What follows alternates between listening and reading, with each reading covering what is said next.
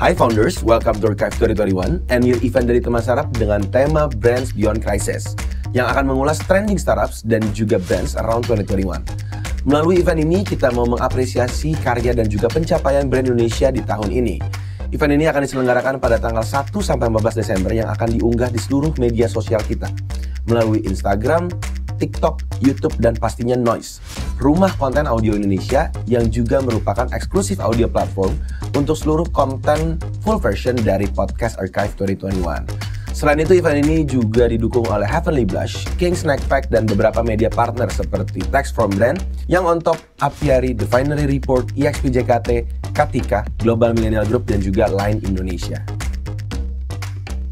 Welcome to Archive 2021.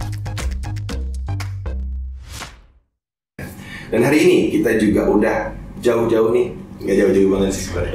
Lumayan jauh.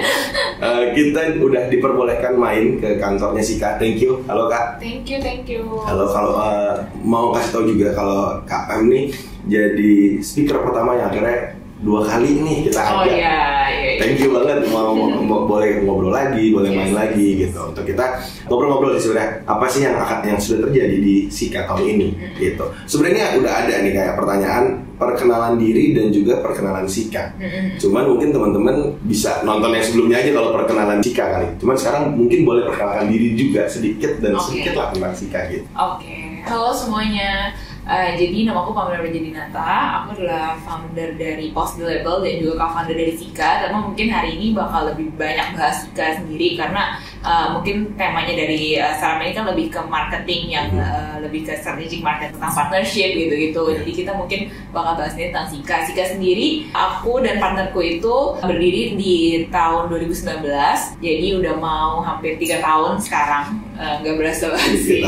Iya, jadi Sika sendiri jadi salah satu lokal brand kosmetik yang emang kita fokus ke natural beauty. Jadi produk-produk yang kita keluarin juga lebih ke natural makeup. Abis itu juga sekarang kita pengen lagi growing terus, lagi pengen nambah produk-produk baru dan juga lebih naikin awareness dari brand Sika sendiri. Oke, dengan semua value yang mau dikasih tahu Sika lah ya, seluruh audience.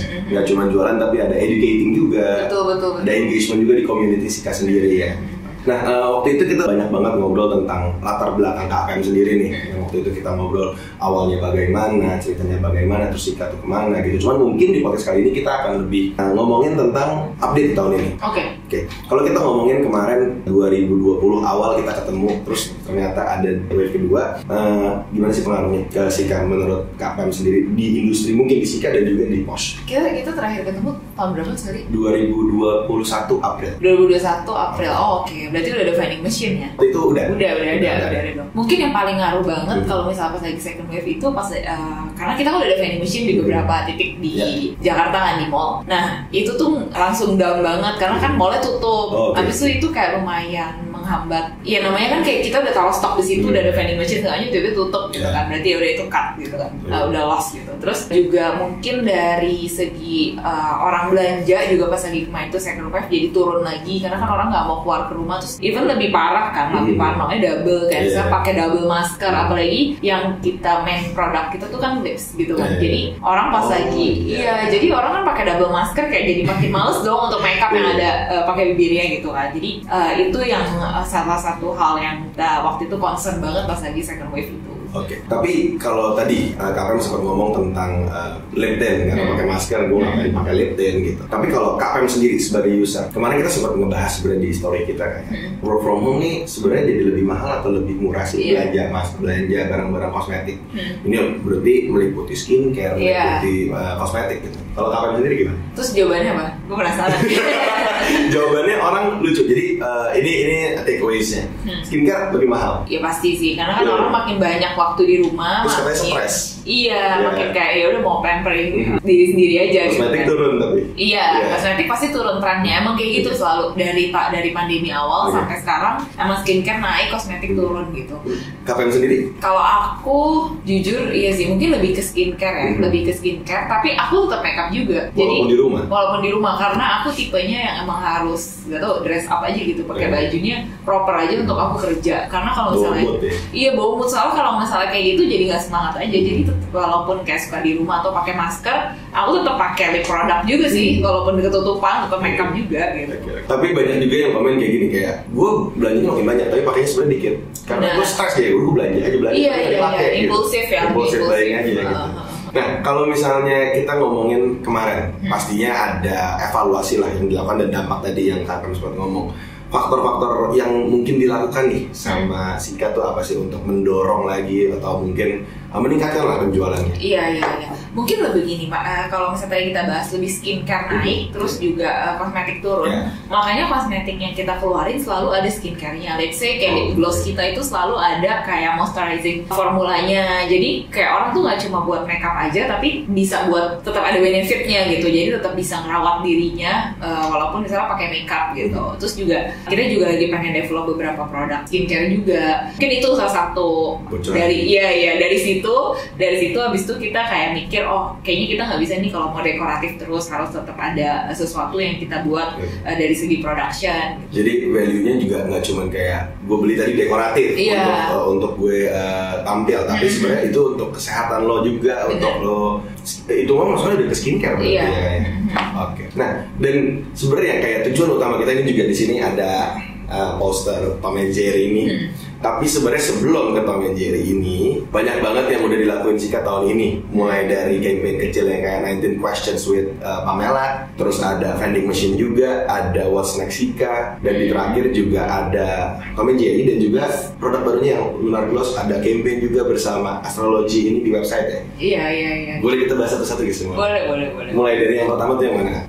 Kayak kita terakhir pas lagi kita ketemu belum launching Tom and Jerry ya? Belum, itu baru di spill doang. Baru di spill. Kita menebak-nebak waktu itu apa ini ya, apa Boboiboy kartunnya atau apa gitu. Itu lumayan salah satu project terbesar Sika sih, kayak yang Tom and Jerry ini, dan menurut aku campaign-nya juga kebetulan oke banget, kayak bisa kepikiran bikin campaign di Holy Wings kayak gitu. Kayak menurut aku itu responnya oke banget, padahal itu ide yang benar-benar kita random banget kayak maksudnya mungkin bisa dibilang kita brand beauty pertama yang pasang iklan di situ juga kan. Jadi menurut aku itu lumayan kayak sesuatu yang baru banget nih buat Sika gitu. Abis itu collab dengan Tom and Jerry, karena kan kita juga belum pernah collab sebelumnya sama kayak yang animasi kartun gini, dan itu responnya juga oke banget dari customer. Jadi mungkin itu salah satu kayak ibaratnya apa ya, achievement gitulah buat Sika sendiri di bidang branding sama marketing ini gitu. Kalau kita kulik lebih dalam lagi nih, kalau waktu itu kan belum bisa banyak bercerita tentang campaign ini. Mungkin sekarang kita ngomong tentang kenapa sih Tom and Jerry. Oke. Sebenarnya kepikirannya waktu itu kita pengen buat kolaborasi. Habis itu juga kita pengen sama kartun, terus kayak kepikiran apa ya segala macam. Terus muncullah ide Tom and Jerry, dan kebetulan emang kita ada aku ada sempat meeting sama orang segala macam tentang license gitu-gitu. Salah satu pilihan adalah Tom and Jerry. Itu menurut aku lumayan cocok karena kayak bring back your childhood memory itu. Namanya orang kayak lagi pandemi, habis itu lagi makin banyak di rumah segala macam, kita lebih pengen ambil value dari situnya sih, kayak maksudnya ceritanya dari situ. Jadi orang ada sesuatu yang baru dan kayak inget lagi nih tentang masa kecilnya, kayak jadi bikin orang lebih happy gitu. Dan proses ini waktu itu Kak Pem cerita udah setahun lebih satu benda back and forth gitu. Apa sih pelajaran yang kayak wah ini gue baru tahu nih gitu. Sebenarnya kan ini kan salah satu project pertama kita yang work with license kan, kayak Warner Bros gitu-gitu. Terus itu lumayan susah tektokannya karena kan prinsipal mereka ada di luar negeri juga. Jadi produk yang kita keluarin, desain, even kayak size, font size segala macam itu benar-benar di concern banget, kayak placementnya, logo ada di mana gitu-gitu tuh benar-benar logo Sika sendiri mau di mana segala macam itu benar-benar yang memakan waktu banget. Abis itu juga apalagi kepotong pandemi, dari segi produksi juga banyak dramanya juga dari pabrik gitu, dari formula segala macam gitu sih. Tapi menurut aku kayak ya harus di-enjoy aja journey-nya sih, karena in the end hasilnya untung ternyata kayak bisa di responnya oke gitu dari customer. Total dari pemikiran initial meeting Tom and Jerry sampai itu barang keluar berapa banget? Kayaknya 1,5 tahun deh. Dari awal first meeting banget ya, karena kan first meeting kan kayak lebih ke perkenalan dulu, kayak brainstorm mau bikin produk apa segala macam. Berarti untuk yang What's Next Sika di Holy Wings itu adalah untuk menyebut Tom and Jerry. Iya, jadi kita waktu lagi discuss kayak gimana caranya ya bikin orang tuh bisa wow banget nih ada first collab gitu. Terus kepikiran itu deh, jadi kayak biar orang penasaran dulu kan ada apa nih gitu. Dan itu disusul dengan produk baru Lunar Gloss ini ya. Itu aku sebutnya apa? Segmen baru atau produk baru? Itu produk baru sih. Produk baru. Oke. Dan dengan launching konsep yang memang berbau astrologi. Iya. Itu gimana proses kreatifnya? Jadi kalau misalnya yang Lunar Gloss itu karena tim kita tuh satu tim suka ngomongin banget tentang astrologi. Menurut aku tuh salah satu isu yang oke juga nih untuk dijadiin campaign karena orang lumayan interest juga dengan itu gitu. Terus jadi pas kita mau launching shade lip gloss ini kebetulan ada 6 shade kan lumayan banyak, jadi kita ambil temanya astrologi.